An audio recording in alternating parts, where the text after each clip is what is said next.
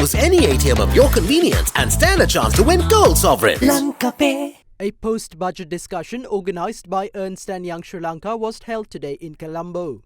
In Sri Lanka's history, the general trend has been that change in the political cycle brings a reversal of economic reforms. However, this political cycle has been characterized by a continuity in the basic macroeconomic fundamentals. This has been a long-awaited change in Sri Lanka's political culture, where we are seeing the first signs of depoliticization of basic macroeconomic fundamentals. The budget allocates 4% of GDP for capital expenditure from 2.7% last year. This is a clear signal of the shift from stabilization to growth. The bulk of the revenue is expected from the taxes associated with motor vehicle imports. We expect approximately 1% of GDP to be raised from taxes associated with motor vehicle imports. Another important aspect of this budget is the higher level of disclosures related to the government's fiscal policy operations. President made it clear that all members of parliament should scrutinize these documents. The public should also scrutinize these documents. Sri Lanka's economic crisis was triggered by the failure of the government to adhere to fiscal rules, and there was very little attention given to this by lawmakers, the media or the public until it was too late. That same mistake cannot be repeated. Government has projected 5% growth for 2025. In what ways would the monetary policy be accommodative of this target? When you look at those targets, this time with more credibility, I'm sure 5 trillion revenue target and the primary surplus of 2.3% will be overperformed, and government will be able to maintain sufficient buffers to smoothen out any short-term volatilities in the government securities yields. That will help us to maintain stable interest rates going forward. Second part is to find some stability without using taxpayer money to have another development bank,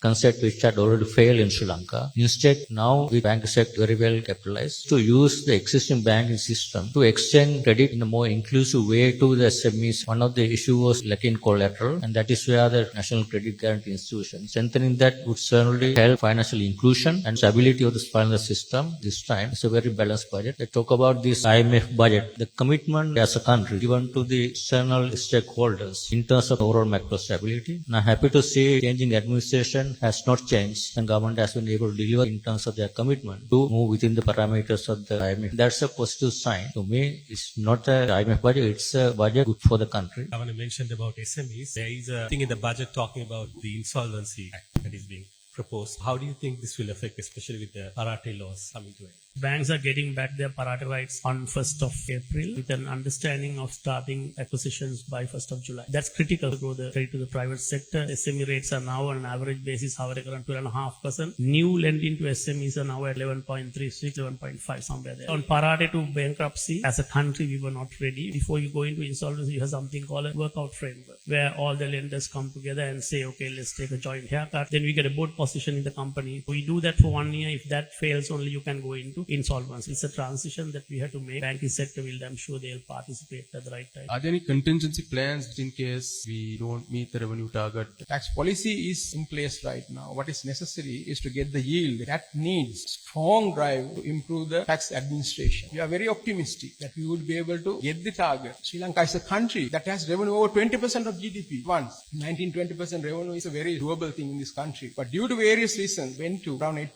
of GDP. Within last 2.5 years, we have been able to double it from 7 to almost 14%. That means you have to concentrate on the revenue generation. The revenue is estimated based on the baseline growth rate taken for the IMF, plus the additional taxes that are going to be generated from the motor vehicles, digital tax, as well as tax on 15% on export of services. So those are the compensating revenue mechanisms that have been built into the revenue target this year to offset some of the losses because of the PAY enhancement, 1.8 million. So the Treasury is quite confident that they can achieve the target, and we'll cross the bridge when it comes to it.